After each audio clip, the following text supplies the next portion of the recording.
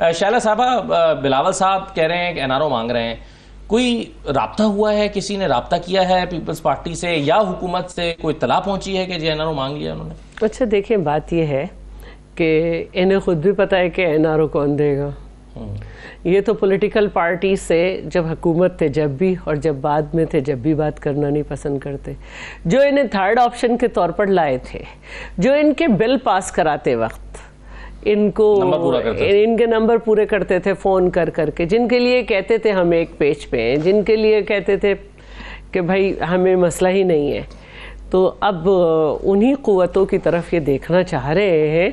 और बाकी रही असेंबली की बात, तो देखिए जितना भी बड़ा आदमी हो, असेंबली में हंगामा करने से नहीं होगा।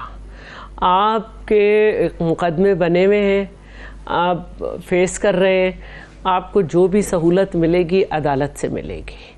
मेंबर होते तो आपके दौर में तो प्रोडक्शन ऑर्डर नहीं होते थे, आपको प्रोडक्शन ऑर्डर कर लेते हैं।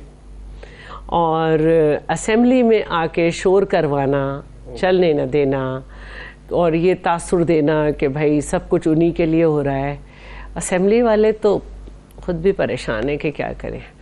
उनका एक दिल चाहता है कि वो असेंबली के मामलात में सेट होके चलें, हर प्रोसेस में जो है वो पार्टिसिपेट करते हैं। स्पीकर का इलेक्शन हो, डिप्टी स्पीकर का हो, वज़ीर आज़म का हो, सदर का हो, हर चीज़ में पार्टिसिपेट करते हैं, हर प्रोसेस में।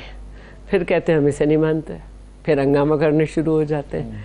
और बदकिस्मती से बस स्पीकर की सुननी पड़ जाती है उन्हें, तो वो उनको समझ ही नहीं आ रहा है, लाए अमल ही नहीं है। अब एक शख्स कहता है सऊदी अरब पे अटैक कर देता है, अंदर से जो है वो आवाज़ आती है नहीं नहीं ऐसा कोई मसला नहीं है और ये गलत है, उनकी अपनी राय है।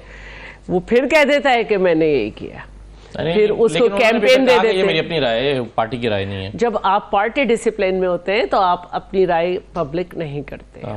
आपके पास बहुत सारे पार्टी के अंदर फोरम होते हैं जिसमें आप नहीं। पहले तो मैं शौकत यूसुफ सईद साहब को इतनी थोड़ी मैं फ्रीडम दूंगी कि वो कुछ भी स्वीपिंग स्टेटमेंट देते हुए निकल जाए और मैं आपके नए सवाल का जवाब दूं। अच्छा, बिल्कुल।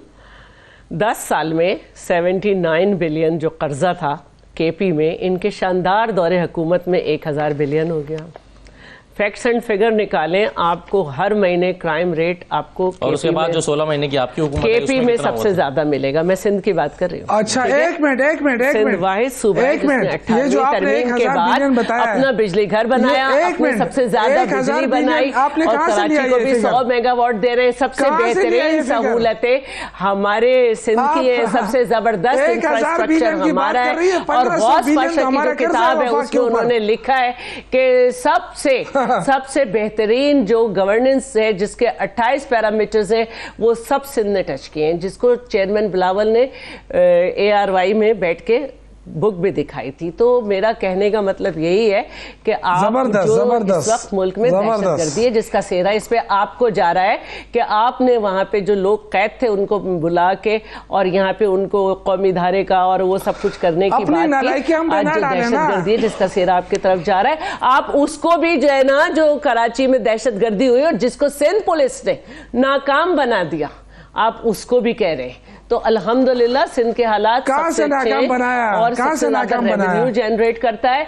जो मामलात हैं वो जाहिर है एक टेररिज्म की लहर है और टेररिज्म की लहर है जिसको कर रहे हैं। अब रही बात हुकूमत की, तो देखिए हुकूमत जो सारे जो लोग आए, जैसे जैसे उनको मैच्योरिटी आई और वो उनकी जिंदगी में ही निकल कर आए और इलेक्शन लड़ा और फिर हमारी पार्टी हो सकता है यही लतीफ खोसा साहब ने सोचा हो कि मैं तो समझता था कि ये जमहूरी पार्टी है। उन्होंने सोचा नहीं, आप है ना इसमें ये बता दें, आप इसमें ये बता दें, जब इनकी पार्टी पहली दफा इलेक्शन में गए तो जावेद हाशमी और शाह महमूद कुरैशी जो एक दूसरे के खिलाफ लड़ते थे, वो क्या नजरिया था जो दोनों जाके एक डाल पे बैठ गए और हमारी पार्टी को ये एजाज लतीफ खोसा साहब पीपल्स पार्टी में वाहिद बंदे थे समझदार से गए हैं, लोटे वो समझदार बंदे को समझ आ गई। लतीफ खोसा ये तो चोरों की पार्टी है, जाएगा कि कितने समझदार हैं। और जब भी आपने उनको आगे नहीं किया असेंबली में, आपने किसी और को आगे किया हुआ है। तो मेरा कहने का मतलब यह है कि जो आया उसने इलेक्शन लड़ा। ये नहीं हुआ कि कम से कम आपकी पार्टी से ज्यादा उनको इज्जत मिल रही है यहाँ। किस तरह से आता है, पार्टियां बदलता रहता है। सिंध में कोई गुंजाइश ही हमने नहीं छोड़ी। कराची पहले 6 नंबर पे दुनिया का खतरनाक तरीन शहर था, आज 136 पे आ गया माशाल्लाह। ठीक है, वो पूरे मुल्क में टेररिज्म है, यहाँ भी है। देही सिंध में अब बहुत बेहतर हालात हैं और यकीनन के शाजिया मरी साहिबा ने बहुत काम किया है। अल्लाह का खौफ करो जी, अल्लाह का खौफ करो। पार्टी में है फिर उन्हें वोट ऐसे ही तो नहीं मिलता, आप जीत जाती उनको। अगर उनके वालिदैन किसी और पार्टी में थे, नई नस्ल ने किसी और पार्टी को लिया।